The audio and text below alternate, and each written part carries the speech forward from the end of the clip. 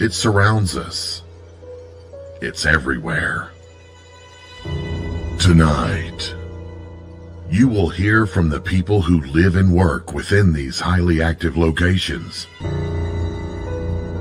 all in the efforts to discover America's most haunted. With your host, ghost hunter and author, Dan Terry.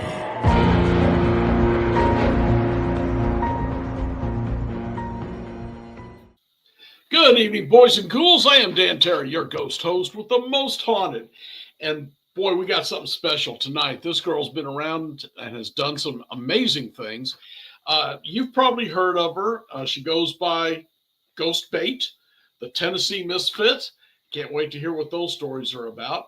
And her name is Krystal Blevins. She's a solo investigator out of Tennessee. And I'm looking forward to hearing her story. So let's bring her up.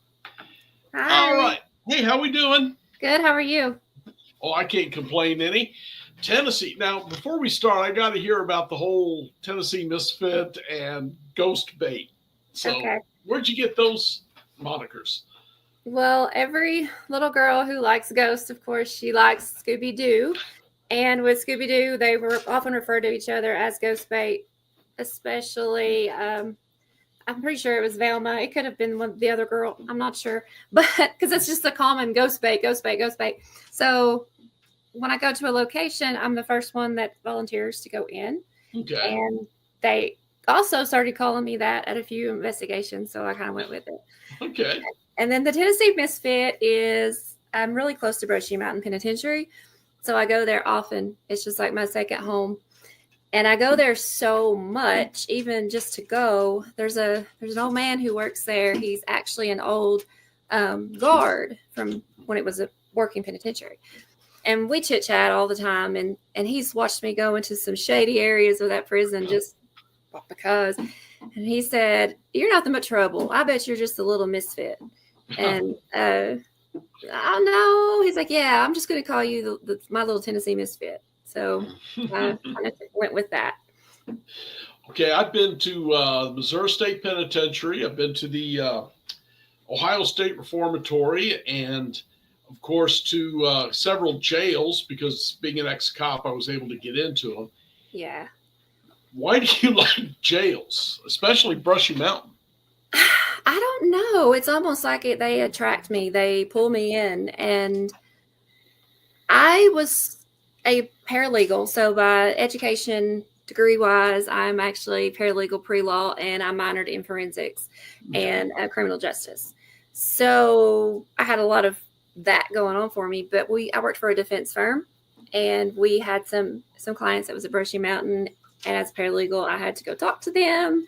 Mm-hmm. So I would go when it was open. I would walk through those halls, cat calls and everything. So and it's so close to me, and it's extremely haunted. Okay. I'll have to check that place out. It's kind of on the list, but I haven't got there yet. Yeah. All right. So we now know where the nickname come from, but what got you started into this? Well, this actually started at birth in a way because I was born deceased. So I was stillborn. Okay. And I was deceased for 7 minutes. They actually called the time of death, and they walked away, and I started crying. So as a child, my little imaginary friends, they wasn't imaginary friends. Mm-hmm. So, I mean, I'm pretty sure that veil is like paper thin between me and I know that it is now at this point in my life. Okay. But I was raised by a Southern Baptist man in a very religious county with every religion known to man here. So you didn't talk about that. It was the Holy Ghost or no ghost. So I had to suppress everything for years. And then after I got divorced and I was kind of doing life on my own and raising my boys, I needed something for myself. So I was still having those feelings, hearing those things, seeing things, I was still, but I was like, maybe there's something to this. I can't be crazy. I mean, I may be, but I can't be. And so I started digging into it. There was an event at Old South Pittsburgh Hospital. Okay. And it was with some Ghost Adventures people.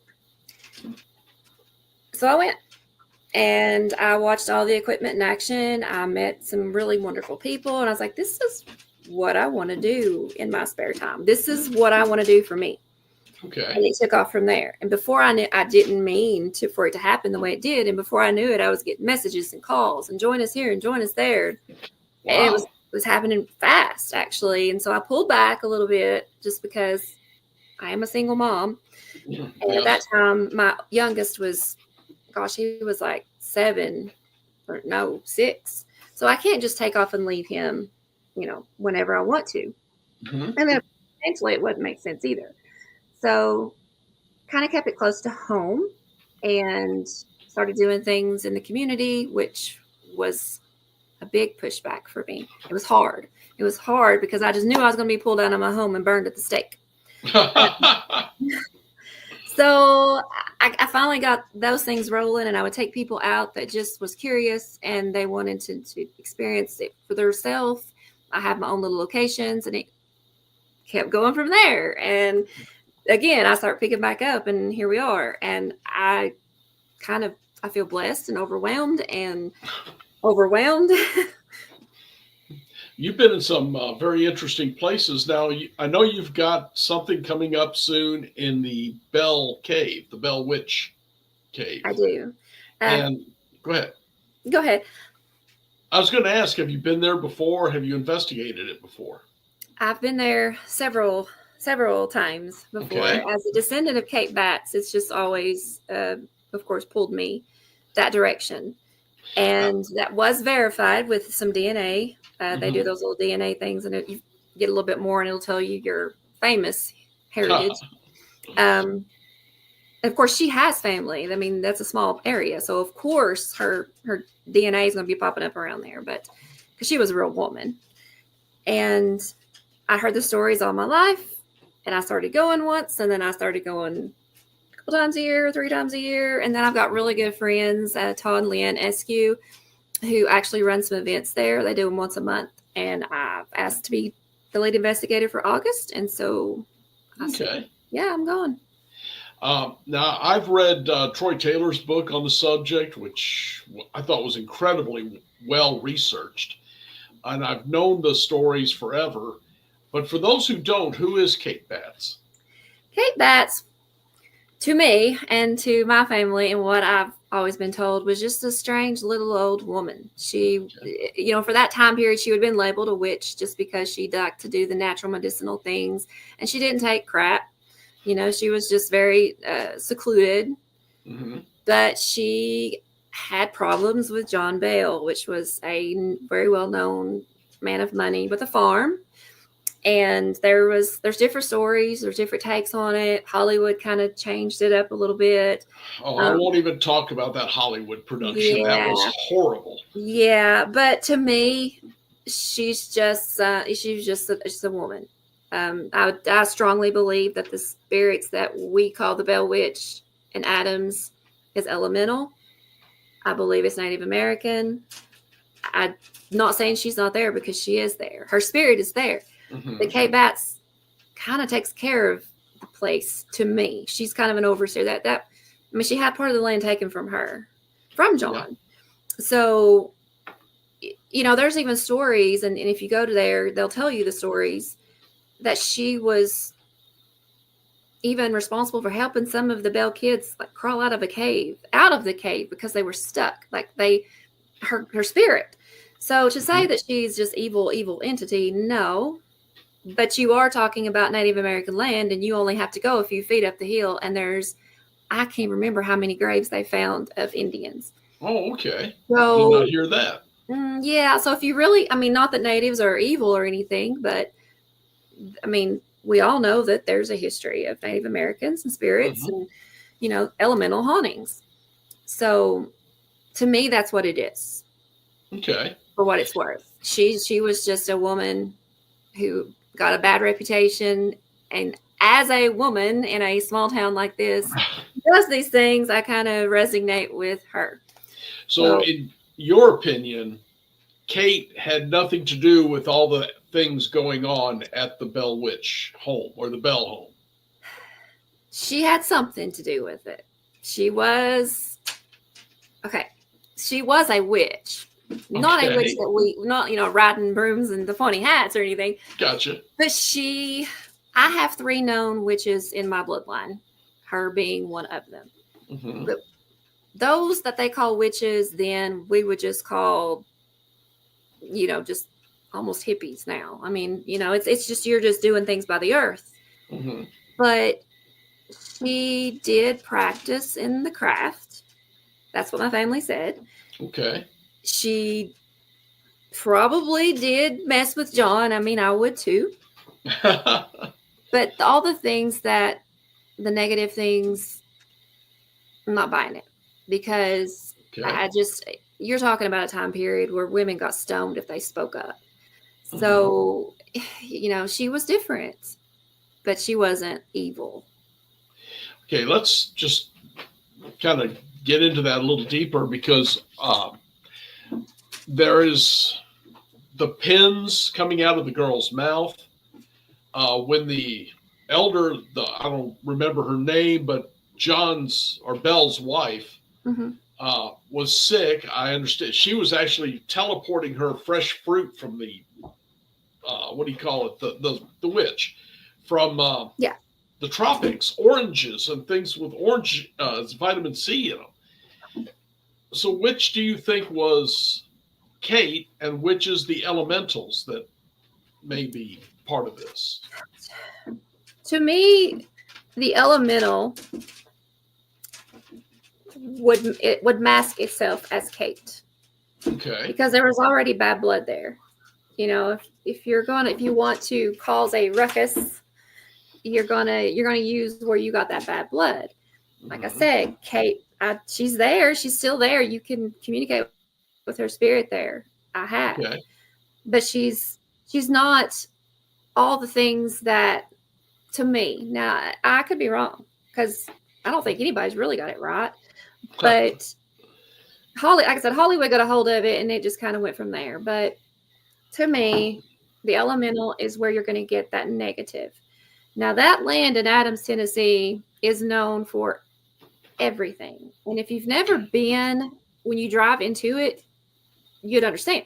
I mean, it's like it's a whole other world. It's this little tiny hole in the wall, but there is something there. There's just something about it that's not necessarily good. It's not demon. I don't like that word. But you can tell there's probably been a lot of death. Well, there has been historically. You've got the Indians, and of course, you had the war that wasn't very far from there. You had some battles.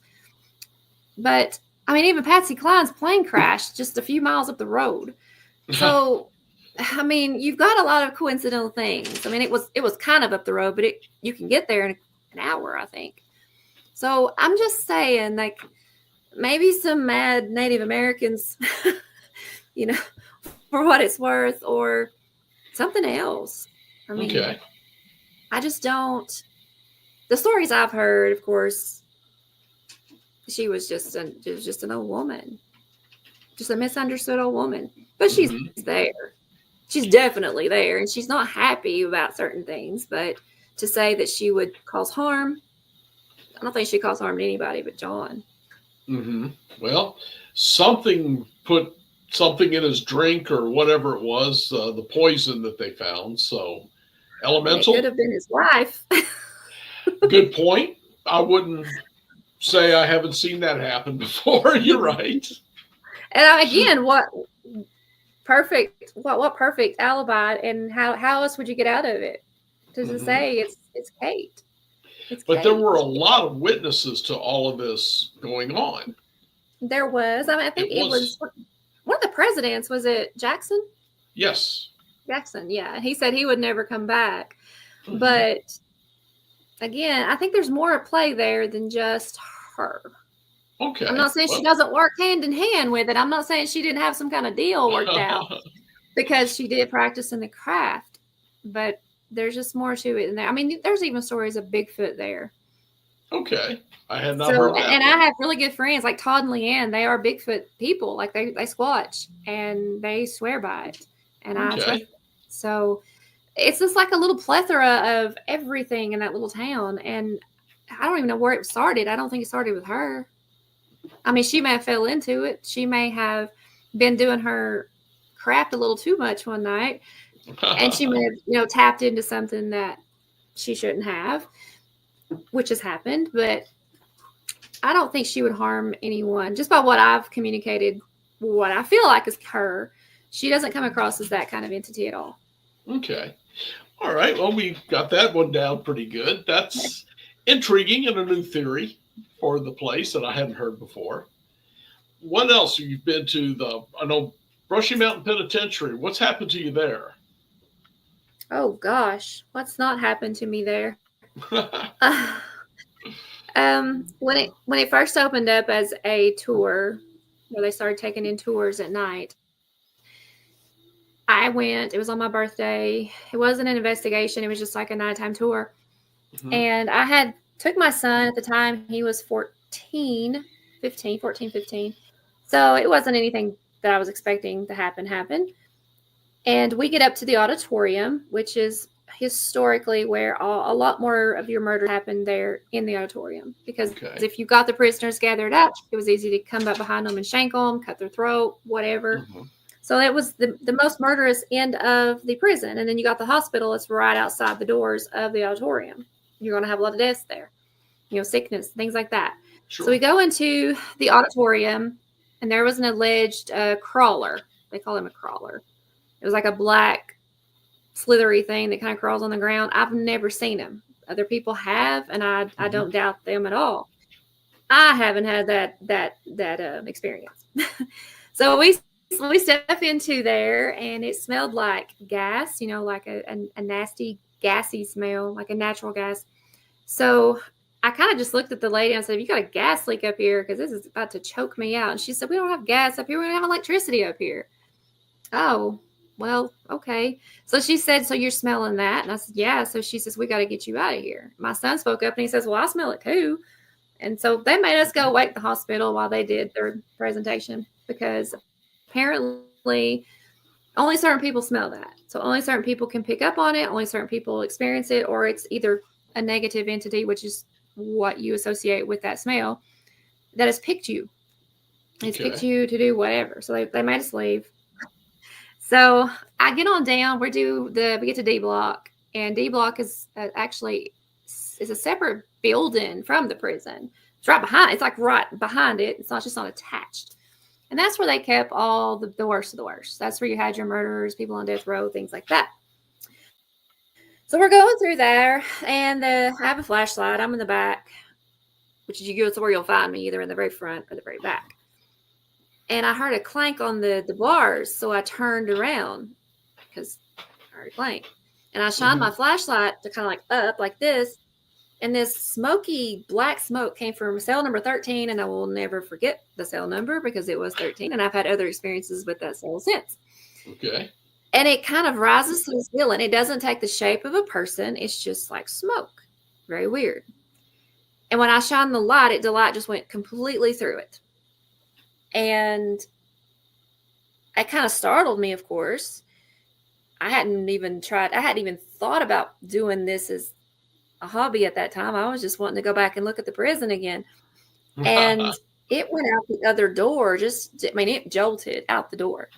Mm-hmm. And I didn't take much time either, and I went the other way too. But it was like it was afraid of me. So that was really strange. Really strange. But this was right after I had that smell too. I don't know. That was kind of life-changing, to be honest, because to that point, everything that I had encountered growing up, and even as a young adult, had never been negative. Mm-hmm. So that wasn't positive at all. So it really sparked my interest even more. So you think that was the spirit of one of the prisoners who was really evil? There's a lot of evil there. That place was terrible. If you do your history of Brushy Mountain, the way they treated the inmates alone was evil. Even, that's the way they treated them, and they would arrest you for the smallest things. Even if you stole a loaf of bread, they would put you in there because they wanted you to work in the coal mines for free. And along with working in the coal mines, they would whip them and starve them and work them to death. And if they died out there, they just dug a hole and threw them in it. So we're talking about inhumane treatment to these men. Mhm. Now you've also got bad men coming in who've done terrible things, but they're going to get in there and they're going to be turned worse. Now Sure. they're meeting their matches too, in other words. So there was a lot of deaths, a lot of torture, a lot of just wrongdoings by the staff. But then after it closed, you had, of course, it does back up. It is the Appalachian Mountains. Right. So with Appalachian Mountains, you have got a lot of witchcraft. You've got a lot of all the things that has went on there before the prison was ever even built.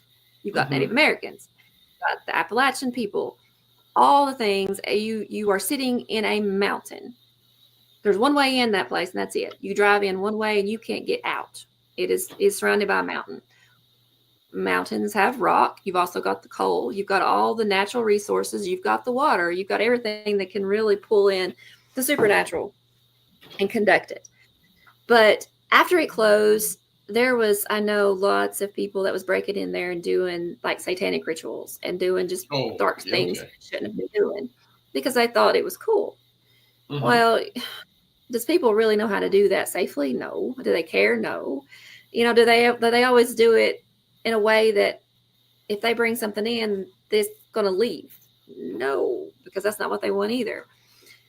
So just because it's there doesn't mean it went to prison there. Doesn't mean it died there. Doesn't mean anything. But there's a lot there. There's a lot there, and it's just you feel it. If you're sensitive at all, you pull up and you feel it. But it's just an amazing location, hands down. It's just I've spent the night there 3 times, and like I said, I go on a regular basis. And I've even in the daytime, I've never, not once, experienced something. Even in the daytime. Yeah. So for this prison, you said you'd actually been in there while you was legal aid. Yeah. Yeah. And it was actually a prison. Yeah. So your way around. It's not been closed that many years, and if you go, and I'm sure at some point you will, the condition that it's in right now, it's kind of what it was in then. I mean, it was just terrible conditions, which is why they rebuilt. That's why they built the Morgan County complex. They could not operate that place the way it was anymore. I mean, they wanted to, but and you're also talking about a place that is built in the shape of an upside down cross. The building itself is an upside down cross. If you fly a drone on top, it is an upside down cross. And it's almost like when they designed it and built it, they knew what they were doing. There was a lot of malicious intent there. They knew what they were doing, and you're in a mountain. They drove these men crazy. If they came in and they wasn't crazy, by the time they're beat and everything's done to them and they're starved and they're pushed in the mines to work daylight to dark, and then you've got the real criminals that are doing things to them, and they can't see anything but a mountain. That's got to be. I mean, I don't know much about Alcatraz and the conditions there, but it would have to compare. Actually, my understanding from Alcatraz was pretty decent. The guards' wives cooked the food, and all the families, the guards and the prisoners ate the same thing. So, yeah, I mean, I had an uncle that was actually in Brushy Mountain, but he was only in there for something minor like speeding. It was crazy. Wow. Yeah.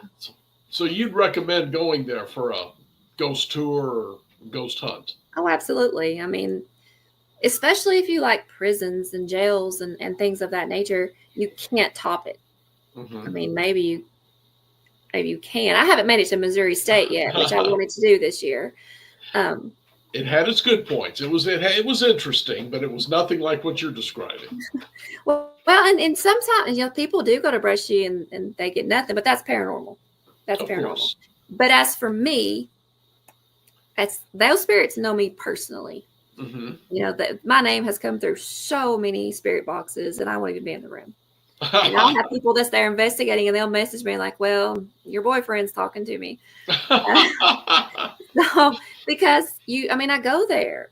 I go there just to go there. You can go there and spend the day because they've got a distillery at the bottom of the hill and a restaurant, really good food. You can go take your day tour. take your time. It's not timed. I mean, why would you not? Sure. You know? And if you pay to do the nighttime paranormal, well, just make a whole day of it. Get your fill of the place during the day, hang out, have your dinner, and then do your all night. It's a huge place. Mm-hmm. But I was actually on Haunted Discoveries. They did a Brushy Mountain episode, and I'm actually featured on that one. Okay. Telling about my experience that we just talked about. And they had some pretty neat experiences during that episode too. And my buddy Tim, T-Dog, when we went, the first time he went, of course, I went with him. Mm-hmm. I've been several times. And he likes to do the fear challenge where I will blindfold him and I will handcuff or chain him up to something and leave him alone for 30 minutes. Okay. And I put him up in, I put him in B block, I'm pretty sure. Not D, but B. Mm-hmm. And I turned the camera on. I left, had set my timer, go back, and he's like, God, I heard a lot of shuffling around and walking. Is there somebody out there? No, I blocked off the store down here. There's no, because I did. Uh-huh. There's nobody coming in. Nobody's come in. Nobody's come out. We go, after he gets home, he goes to watch the footage, and there's none. Wow. Even, I'm pretty sure even the voice recorder might have even glitched. Well, that's pretty powerful there. Yeah. Something's pretty strong. I mean, okay. Well, we're going to stop for just a minute. I need to talk about a few other things, and if you'll wait, I'll be back in just a couple minutes with you. Okay, Krystal? Okay. All right. Talk to you in a minute. Apparently, I have to make it to Brushy Mountain, and I've been wanting to. Just, with the move up to North Carolina, there's so much in these mountains to see. It's tough to get the time, but that's got to be on the list. And what else is on the list? Well, this will be good for you.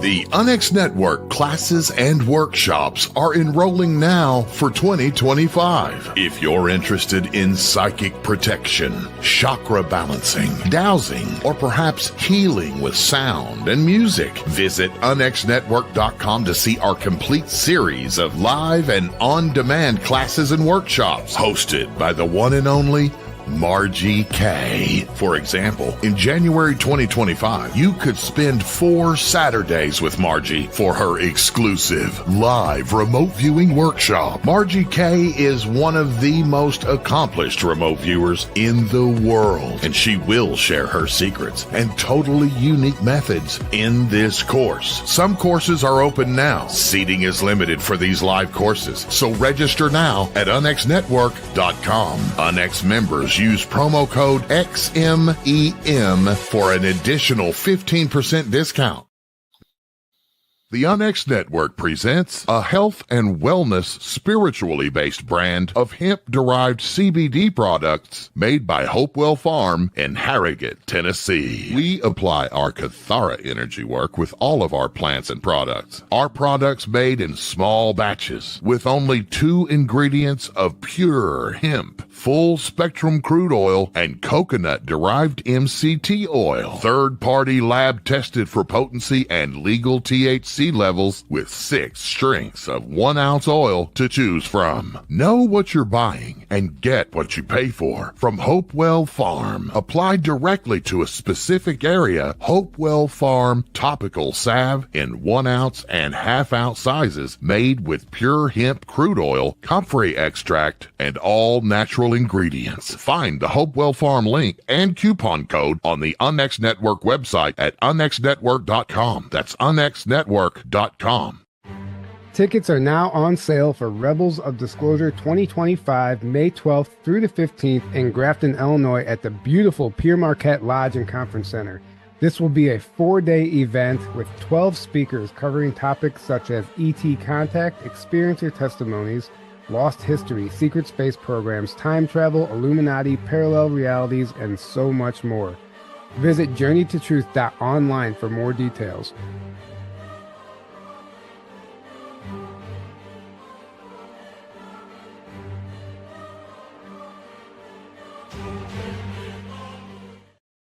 All right, friends, there's a lot going on. Of course, the X-Con will be this year, but we're going back to our roots and going back to all on the internet, the virtual X-Con, much cheaper that way. You don't have to worry about hotels and all of that. So keep an eye open. We're talking about that now. I believe the basics of this one is going to be disinformation and conspiracies, secret space fleet, and all that kind of good stuff. There'll be a lot of good speakers there, and it'll all be right there on your TV or on your computer screen whenever you're ready to see it. But now I want to get back to Krystal and Ghostbait and her stories. And there's so much more you've done besides the mountain or the prison. Mm-hmm. What else have you got? Oh gosh, I've done a little bit of everything. I recently did a Bruner Manor, and that is in Morristown. That was just a private. It was just four or five of us, I think. And I went in there with zero expectations and left there in a rabbit hole that I cannot get out of. I have tried. I thought I'm going to solve something yet. I'm going to. I just know it. I'm going to solve a murder or something. Okay. But it's a very intense location too. I do tend to like houses. Mm-hmm. They have a story, and I do tend to like those, especially if I have an opportunity to save a location and that's where the ticket money's going, then I'm going to give it a shot. You know, what's the worst that could happen? But it was amazing too. A pendulum session was insane. Of course, I do the pendulum board, and we were getting things that, I mean, it was a lot. It was very emotional. But when you go in the basement, which we had went to first, you could tell that there was a woman that lived down there. Why would a woman live in a basement with dirt floor? I mean, you could tell. I mean, there were still clothes down there. Like, we're talking old-timey clothes. There was a homemade, man-made closet, a wooden homemade bed. Yeah. And they have, like, tiny rooms that have been built on to the house. They're not the size of a closet, but they're not the size of a bedroom either. They might have held a twin bed. And for every 3 or 4 of those rooms was a bathroom. Wow. Now, I know you were in law enforcement, so you can kind of figure out where I'm going with that. There was something that's amiss in there. It sounds like it. The guy that lived there last, they said, was a dentist, Dr. Bruner. There's not a lot you can find on these people. Mm-hmm. But the things I did find, and I won't disclose it until I fall out of this rabbit hole, it's pretty intense. So well, let me ask you locations that I love to go to because you know, you're saving a piece of history, mm-hmm. and every house has some very dark history. So when you say into the rabbit hole, what are you referring to? When I go on investigations, mm-hmm. because I have the gifts. I have some gifts, and I'm able to break some communication that maybe somebody else hasn't, or maybe somebody has and they haven't talked about it. Okay. But also, I am a true crime fanatic. I was a forensic minor, you know, all the things. I was going to be a lawyer. I don't know what I was going to be. I had everything going on for me. But, you know, that's also a passion of mine. So anytime I go to a location and I start picking up on something, I'm going to fall in a rabbit hole. I'm going to spend days researching those names, that land, any possible criminal records, any jails. I'm going to be on it. So I'm currently in 3 rabbit holes. So I kind of shuffle back and forth. The other one, which I've never been to, but I'm going, is the Villisca axe murder house because, you know, the whole family was axed to death. Right. And every time I even look at pictures, here I go down the hole some more. So, where is the Bruner house then? It's in Morristown, Tennessee. Tennessee? Yeah. Okay. That's not, depending on what part of North Carolina, it's probably not that far from you. I'm on western and on the Virginia border. It may not be too bad. I mean, it's 3 hours for me, but it's closer in that direction. It's, you know, it's going in that direction. Mm-hmm. So it's on the western side of the state then. Yeah. Okay. Yeah. It's you're not far from Bristol when you're there. All right. Michigan. Yes. Yeah, it's not far at all from Bristol. So I'm definitely going back soon because we can go anytime we want. Oh, that's nice. Yeah. Yeah, and I did Octagon Hall several times. That's in Kentucky. That's an old Civil War field hospital. It's been a little bit of everything. And it's actually built in the octagon shape. Mm-hmm. That place is pretty powerful. I've been there and not had much, and then I've been there and I can't keep up, which is normal. That's paranormal investigating. Sure. But even if you just like history, that place has got it. It's full of antiques and all the things. Well, tell us a little bit about that place. I'm not that familiar with it. It is, like I say, it was used as a field hospital during the war.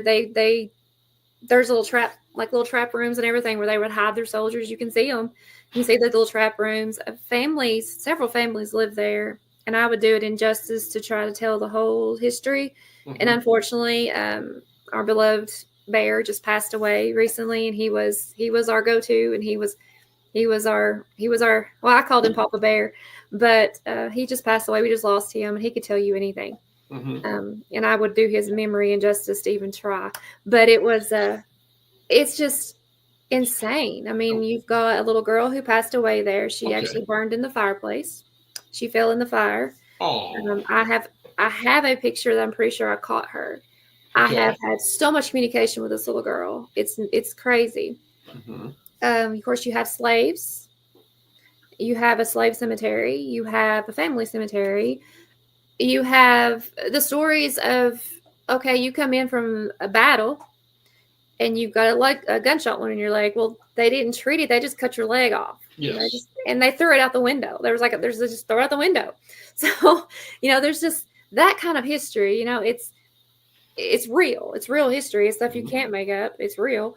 But when you think of all the energy that's come in and out of there and all the good and bad, I mean, that's a recipe for Absolutely. paranormal investigation, and it's Kentucky. I've not been to a lot of states because I've had to hold myself back a little bit just because of the single mom thing. I'm going to be doing more now because he's older, but Kentucky has been my favorite state. It's been the most haunted state for me, but you think about it, you've got the cave system that runs through the whole state with your limestone. And I'm sorry, it's like going to Adams, Tennessee. You drive that over that line in Kentucky, and you're just in another world.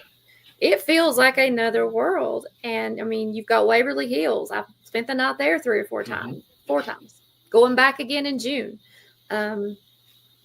You've got all these hauntings, all these just massive haunted locations in Kentucky, but it's my favorite state. But you got Octagon Hall, and it's not that far from me because I'm right on the Tennessee-Kentucky border. But it's just, if you haven't been, even if you're not into paranormal, then you have to go to see all the history and the antiques and just drop a little dollar in their box, because that place runs completely on us. Okay. So what about the little girl? What did she have to say? Is she in good spirits, or? She's good. Yeah, she's super kind and playful. I was sitting on the floor one night. We were doing a session. I think we were just trying to do. I think we was just doing a spirit box. I think I was just sitting in the bed or sitting on the floor, and I kept feeling my shirt being tugged just a little bit. And of course, I don't startle. And I could hear a giggle, and someone else in the group did too. So I know I've been hearing things. Okay. And somebody got it on audio. I don't have that, but someone in the group had it on audio that night. So we went outside and took a break, and I was taking pictures of the house, and I was doing it on night vision, night mode, where I can't really see what I'm taking. I'm just pointing and shooting. And I go to look at the picture, and in that same room, and you have to really zoom it in, but you can see a little, probably about 4'5" figure in white. And that was what she is always seen in.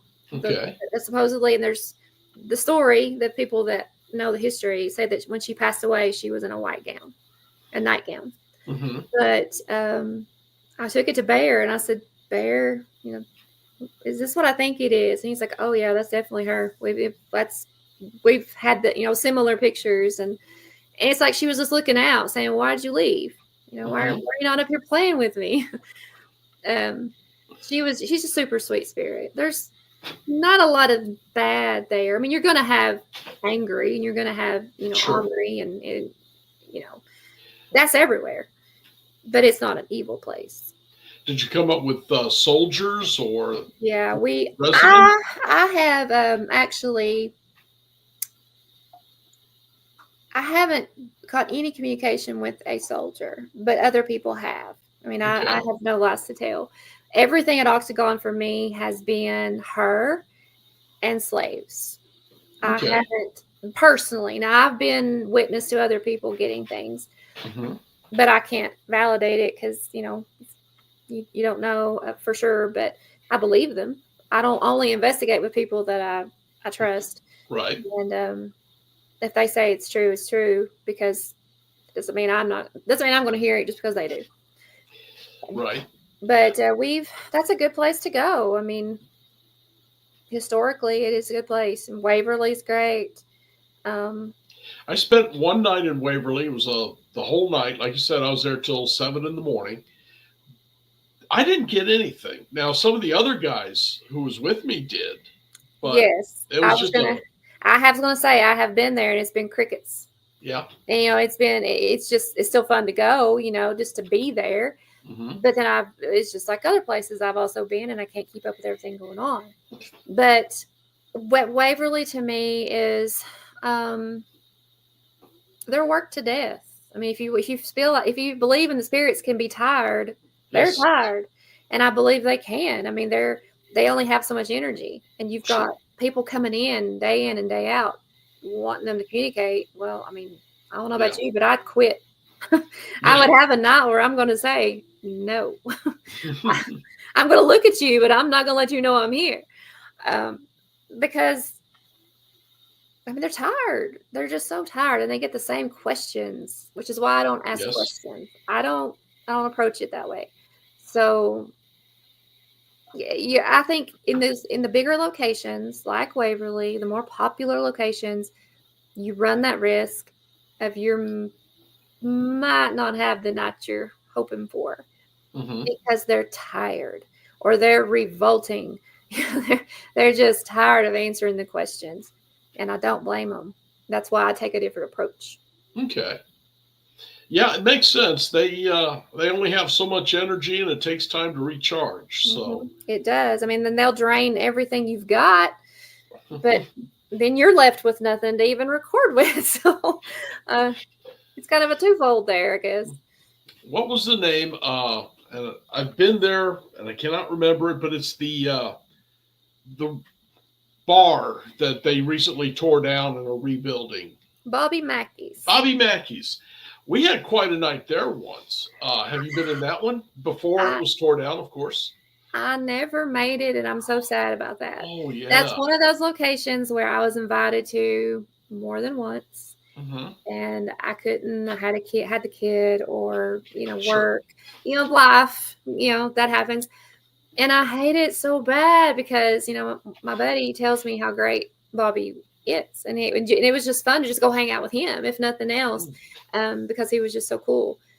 And I never made it, and now I'm sad about that. But I've heard some really good stories. Same with all locations. I've heard, we had a lot, or no, we didn't have much, but that's normal. But I never made it.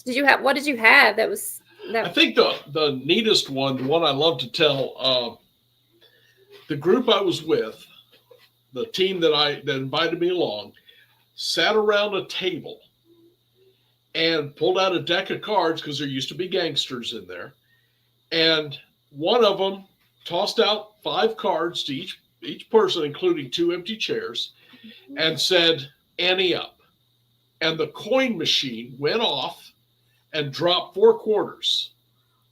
So I walk over, because I'm standing here with the camera. I walk over to get the 4 quarters out, and they said, "Well, that was weird." I said, "It gets weirder," and it was unplugged.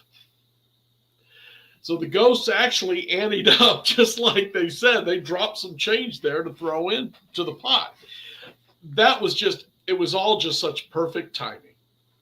I use cards I have carried a deck of cards in my backpack. That's part of my equipment. You won't see me using a lot of the big equipment. I have some of it, but I don't use a lot of it. Cards will work. They work I just use those at Maggie Mansion, which it's in Gallatin, Tennessee. That was my last place. I went there 2 weekends ago, and I pulled out the cards, and sure enough, that room amped up, and the bathroom door was opening on the main. Like, we would just tell it open, and it would open. So that was cards work. And it's like liquor, little shots of liquor. If you know what you're going in, you know the location, and you know a little bit of the history, that'll work. You bring a little booze, talk about women, it works. And that's how I investigate. That's what I was referring to earlier. I used to do the classic, are you a boy or girl? Are you, how'd you die? No, I don't do that. I haven't done that in a long time, because I take it from approach as if they're alive and that's my loved one, or that's just a live person. I dare somebody to come to my house, knock on the door. I let them in because they look like, they're safe. And they start asking me a ton of questions. I don't know you. That's none of your business. That's how I approach it. We're going into their space, not the other way around. We are going into their homes, or where they worked, or where they died. We are the guests, but I'm not going to bombard them. I'm going to let them know, hey, I'm your friend. Let's talk. I'll talk about myself, or I'll play music. Music is one of the best things to do. Time period music. I play music. I sing. I will sing a cappella. I'm very well known to just start singing Patsy Cline out of nowhere. And it works. And that's how I investigate. If there's a kid there, I pick up on it. I'm experiencing it. We're going to play hide and seek. And I've set up equipment in a safe distance apart, playing hide and seek. I would run to base, and I would tell them to catch me, and that equipment would light up as if someone was running by it. Okay.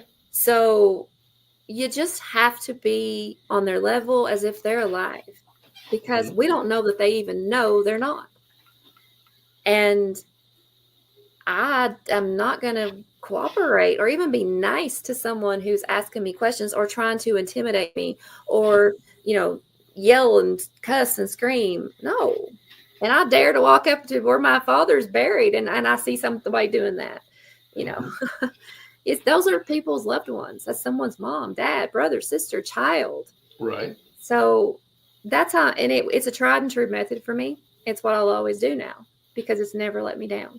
Okay. And the more I go to a location, which I go to several on repeat, the better it gets, because they do know you, and they do know you're not being disrespectful, and you do want to talk. And I think that's, to me, that's what would work for me. I'm not going to lie. I mean, I've got a list of people I'm going to haunt too. and I'm probably going to terrorize them a little bit, but. Okay, Kate, we got you. I'm just saying. I mean, everybody's got a list. You got a list too. But I also would hope that people would come to me with respect and just want to keep me company, or want to know my story, but without all the questions. Okay. Well, I've had cases where, a lot of them, the spirits want to talk to me, because sometimes they want to confess. Sometimes they just trust cops. Other times they don't want anywhere near me. And I don't even mention that I'm a cop. It's like they can tell. Yeah. And some of them just don't even want to get close to me, or they want to try and scare me. Now, you're not a law enforcement, but you are a female. Is that happened to you, where they're trying to either frighten you or the opposite? Well, I've never been scared, and that's I've got a little bit too much bravery in me. I was raised by a mountain man in Tennessee, so I'm But not. have they tried? I'm not scared of much, but they have tried. Yeah. But being a female, maybe that's why I like jails and prisons. I get a lot of activity. They're excited.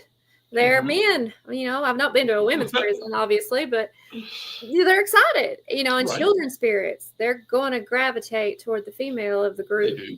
and that's just natural. They're not going to go to the men usually, and unless that man's been there several times and they can trust them. Also, I've noticed the children will go to older men, like a grandfather-looking type. I mean, they're children. They're scared. We're all scared as children, but unless they're little evil children. But but being a female, it helps. Not only are we in tune with our sensitive side, even if you're not as sensitive, you've got the emotional side, usually, as a woman. And you kind of sympathize with situations, I think, just a little bit more. Sure. And that opens you up to be a little safe place. But the men spirits, it's not a problem at all. I've had angry male spirits. I just encountered one at Maggie Mansion, and he was very bitter. And I was up in the attic by myself. We was doing the Estes method, and I haven't got the recording or the video of it yet. But when I came down those little bitty tiny steps, their faces were all blank. And I was like, what's wrong? What happened? I knew what I was, coming through and what I was saying. And I kept, it was cussing at me through the spirit box. It was, I had it on those noise canceling headphones, and I'm just yelling everything out. And I kept saying Job 7, 7, 7, Job 7. And it's what I was hearing. It's what was coming through. Okay. And so they read Job 7, apparently, while I was up there to each other. And they were still hung up on it when I got down there, because Job 7:7 was about being enslaved. Okay. And I get chills even thinking about that scripture. It's very detailed and about how you just want to die. You're tired of that life. And of course, that was the slave quarters, was the attic. And there was the spirit coming through was yelling about a tree outside, and we all know what that means. And I was telling them to shut the door and lock it. When the girl in the session downstairs goes to the back door, nobody had been out that door. It was unlocked. She locked it. And I remember saying it because I heard it. Thank you. Wow. Interesting. And I was like, get him out. Well, but prior to that, there was a picture on the wall of this man, and she says, I never liked that picture anyway. So she takes that picture outside and locks the door back. And again, I'm like, thank you. Wow. So it was a good night, but sounds it. He was not a happy person. You've got so much. So we've got Paracons in Sandusky, Ohio, and in Manchester, Kentucky, Rock Island, Illinois. You're going to be at all of those. Yeah. And I think the most important of them is the Bell Witch Cave one is coming up. Yeah, I'm excited. You have, Facebook? I have Facebook. It can be found under just my name, Krystal Blevins. And then there's an attached page, which is the Ghost Bait Tennessee Misfit. Oh, and I do have a YouTube, and I just realized that a while back. My son, who is just turning 12, knows more about YouTube than me. And he's like, Mom, this is a channel. You have a channel. Oh, so I'm currently adding to that, and that's just my name as well. That's just Krystal Blevins. And I'm going to be uploading a lot to that here pretty soon, because I didn't know I had it. and like, I have kind of, like I said before the show, I jumped into this really fast, head first. I have spent 7-8 years doing this on my own, just helping teams, just helping whoever wanted me to be there, just going for myself, going by myself. And then one day it changed. I was getting invitations, and I was taking them. And I have a couple of paranormal buddies that push. You have something, you can't not share it. You have a passion, you have a gift. And they're right. And this is what I do for me. I've never made a dime at paranormal. Not so far. Not that I won't, not that I can't. I've passed up several opportunities. But at the end of the day, I'm a mom, so that's where my priority is. That's got to come first. Krystal, we could talk all night like this, but I'm afraid I'm going to have to move along a little bit. So thanks for being a guest. Well, thank you for having me. such great stories. And hopefully people will be wanting to find you and go on some of these Paracons and tours. You've got some private ones up. Yeah. You've got a couple of public ones like the Bell Witch coming up. Mm-hmm. And they can find out that information on your Facebook page under Krystal Blevins, right? Yeah. And I'm going to start working with kids too. That's my actual passion and dream. So I'm going to do some kids workshops hopefully this summer, and I'll be posting those too. We'll keep an eye on the YouTube page then. Yeah, I've got to get that worked on. Well, Krystal Blevins, thanks again for coming on. Thank you. And you stay safe out there, okay? Thank you. Bye. All right, take care. All right, friends, there's a lot of information you get to consider here. She had a lot of neat stories, a lot of neat places. And I tell you what, if it's possible, and I don't know, I'll have to look around and see what's going on at the time, but to get down there to the Bell Witch Cave, I did get there once, and they were closed that time of year. I come right up to the gate, even though it was very warm and pleasant, they were closed. So I didn't get in, and I've never made it back. But I'm going to have to make a special trip, I think, for that one, because that's intriguing. And if she's going to be there, it might be worth it, especially if she's related to the witch who is accused of starting it all. My friends, of course, we do have to talk real briefly about the UNX Network. You got to get on there. You get the magazines. That one on the left had a story about the North Carolina that I wrote, the battleship North Carolina. There was also a smaller story I did on legends of Halloween. And what I'm referring to is the stories of razor blades and apples, drugs injected into Halloween candy, things like that. I looked it up. There is a grain of truth in some of those, but not that much. I remember when I was younger, they said cults were looking to kidnap children and use them for sacrifice on Halloween. So that got really to be a popular thing. And again, things happen, but that one wasn't quite true. You also get access to the newsletter and the blog and all of that. Check into it. It's unxnetwork.com. See what you think. And again, I want to thank Krystal because she was a great guest, a lot of neat stuff. But I'm going to move on along. So you all, well, what can I say? Just stay spooked, okay? Good night.